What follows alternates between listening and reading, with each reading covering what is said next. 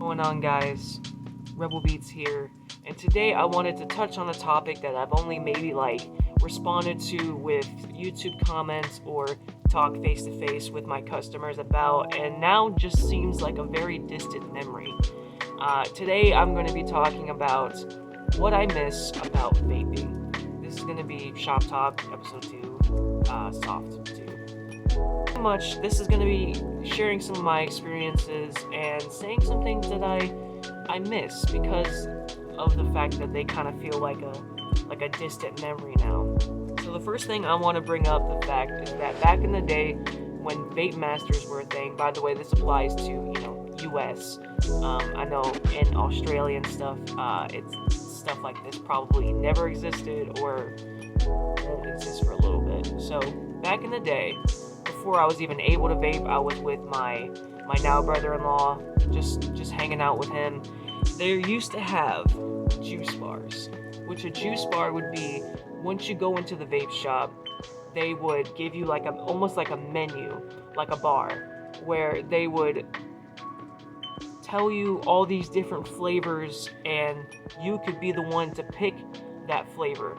Or even like your PGVG, which is propylene glycol vegetable glycerin, how big you wanted the clouds kind of thing. You got to adjust all that. Of course, 70-30s typically the range I would stay around, but you got to pick through their custom flavors. And an offering like that is just so cool, and why that kind of initially sparked my interest into vaping. Back then, I was only going to do no nicotine, but life happened, so then I ended up getting addicted to nicotine anyways. So, by the way, I never support anybody who doesn't already have a nicotine addiction to start vaping, because there's no need to get addicted to something if you are already addicted to it. So, I'm going to just put that out there just because that's just how I feel. But you could personally decide how strong you wanted your nicotine, what your PGVG is, what flavor you wanted from their menu. It was just so fucking cool. Also, you had the lounge area. Like, a couple of them had couches you could hang out with people there. Of course, not all day, because no one wants you just loitering all day. And a shop like mine, which is more like a convenience store, that really wouldn't be very practical. But if this was like a dedicated vape shop, I definitely would love to put in some couches, bean bags, just kind of like a nice chill environment. Just because that's who I am. If I ever have a business, that'd be really fucking cool. Another thing they let you do though was they would always have sample juices, and you can't really do that nowadays. And I understand why you can't really do that nowadays. Because of the FDA. Yeah, the FDA really cracked down on some stuff like that, so you weren't able to have tester stuff anymore. And of course the paramonic happened, so people weren't able to touch other stuff that other people touched. So basically, but yeah, you had juice bars that would make you juice. You could try out the juice, and not to mention, this is the next thing I'm gonna bring up. RDAs and RTAs is one of the best ways to taste a vape juice. It burns so nice, the juice tastes so great, and that was like the easiest way to sample things, was because they used the RDA where you have a coil. All the old school vapors know what I'm talking about, but this is just for people who don't. Coil here, and it's wrapped around. Got one coil here, wrapped around. And then you get your cotton and you place it in between those. And of course, you always had to make sure both your coils were heating up at the same time. I know how this sounds. I know it can be a bit much for some people, or at least intimidating, but it really was cool. And a lot like hookah. I know some people use hookahs and stuff like that. This was like that, where it was more for what you're getting into when you're getting into it. Use these RDA devices to just kind of drip in there. Some of them even had squanches, personal use, not sample, but I'm getting off topic.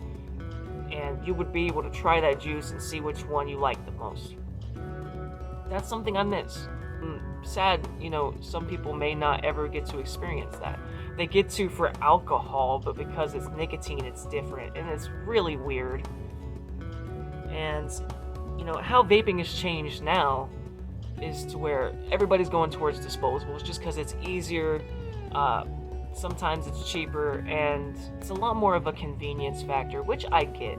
And I know a lot of people share the same sentiment of missing how vaping used to be, and I agree. I mean, I do. And disposables are just something that it's what sells. So half the time, that's why shops like mine, that's where we make most of our money.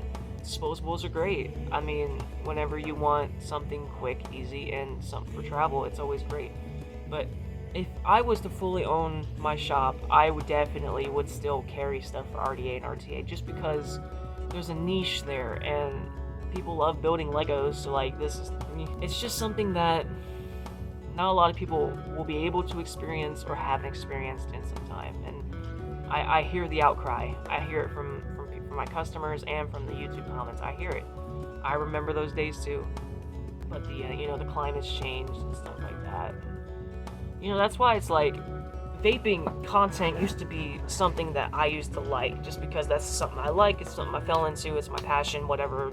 And now it's like, to see nicotine and vaping be demonized so much, it's so weird, because we still have alcohol out there, which is, you go to any bar and they have like cocktails and stuff like that. The minute it starts being nicotine, the rules change. So it's weird that alcohol, even though it's twice as dangerous because it inebriates you and you can die from alcohol poisoning. And of course there's like more stuff that could go wrong with vaping. Of course, the health concern, but if someone's vaping, I'm pretty sure they know fully well health stuff. And always be mindful of how much that you're consuming nicotine and stuff like that. But that just comes with moderation. And that's something even the industry is having a hard time with alcoholics too. Bringing this animosity and hatred towards vaping is just so weird, that I've noticed in these 2 years that I've been working here. And the media presence and everything else like that. It's just, I don't get it. Especially on a platform like TikTok. Now, for those who don't know, I have a TikTok at @RulesBreakEasy. And, I first started doing vaping content on there because I was, at the time, unsure where my YouTube channel was going and stuff. Anytime I would get any amount of, attention for it, even if I put, 18 plus on the thing and had it in the tags 21 and up and stuff like that, they would take my videos down. Yeah, I understand it's a niche thing and it's taboo or whatever, and it is equated to tobacco and stuff like that, but, all I do is review and talk about it. I'm not selling it on a website to the viewers. I'm not in any shape or form saying out loud where my shop is. I'm just a person on the internet vaping, who likes vaping, just trying to talk about it. And of course TikTok can have its own rules and regulations, but it's just so weird. That's why mostly I've moved fully back over to YouTube for my vaping content, because here, they're a lot more accepting and the views really don't fucking matter. It's I could get more views on TikTok, but the YouTube one would kind of be around that same ball field. So there's no real need for me to continue on TikTok anymore if I can do this here and I can be okay. Definitely a lot has changed when it comes to the landscaping of vaping and just its perception and stuff like that. And I don't know, man. I was one of those people that really liked watching the trick videos and shit like that. And I know, in some contexts that can be cringe, but in general, I just miss the vibe of how vape shops used to be. I try to bring that here with that low back, just chilled out vibe here. And if I had more control, of course, I would do more. But days will come. And, that's my dream. Eventually, I'd love to own a vape shop. It'd be kind of like how those lounges kind of work. We will see in time. Not a huge thing. I still treat my customers with the utmost respect, and I look down on any vape shop that won't take the time to talk with people, because, you know, that's your job in a sense, to where you're trying to help the community by giving them nicotine. So if someone has a question, answer the question. If someone doesn't know something, they don't know something. That's where you, as the person who is experienced with this stuff, should be there to help. But, you know, some people, they're just in it for the money. They'll sooner buy knockoff shit and sell it to people, or lie completely to people, and it's sickening. But, you know, all these changes that have happened in vaping, whether it's good or for worse, it's where we are now. And it was fun strolling down these memories with you guys. So let me know what your guys' thoughts are in the comments below. I love you guys so much, and let me know if you guys want more of these just us talking videos.